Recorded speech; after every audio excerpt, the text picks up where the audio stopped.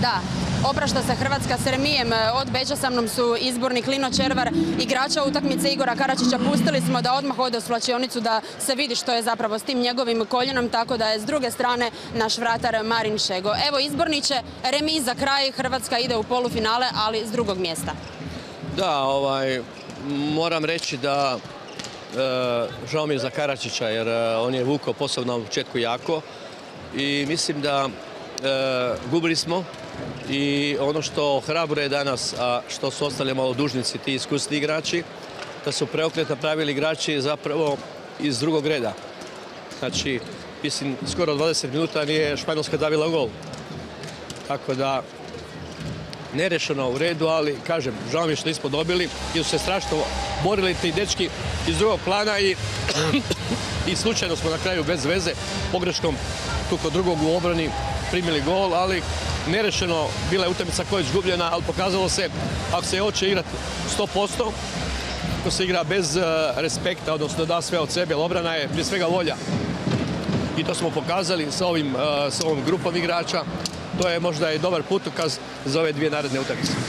Svima je u dvorani zastao dah kada je onako nezgodno pao Igor Karačić, koljeno je u pitanju. Znam da još nemate informacije, ali koliki bi to bio udarac ako on ne bude mogao nastupiti u polufinalu? Igrali smo bez Cindrića.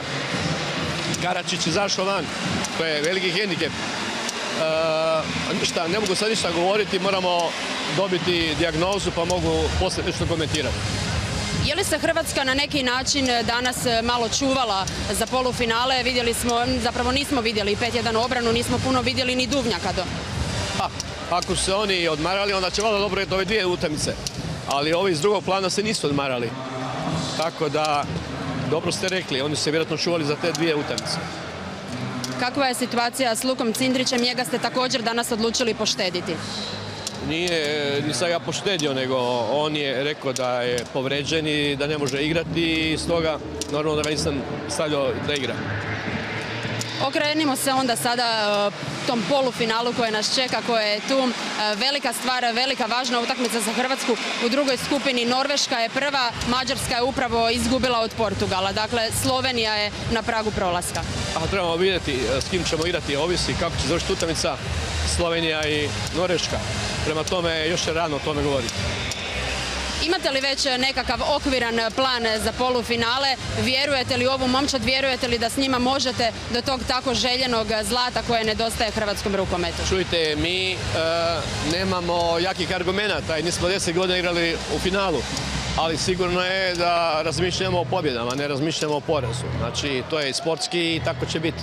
Mi ćemo vidjeti s kim raspolažemo i utakmica polufinala je sasvim jedna druga utakmica gdje svako može svakoga dobiti. Prema tome treba pričekati s kim igramo pa ćemo onda više znati. U redu, hvala vam lijepa izborniče, čestitke i na ovome remiju. Možete produžiti dalje, hvala vam lijepa.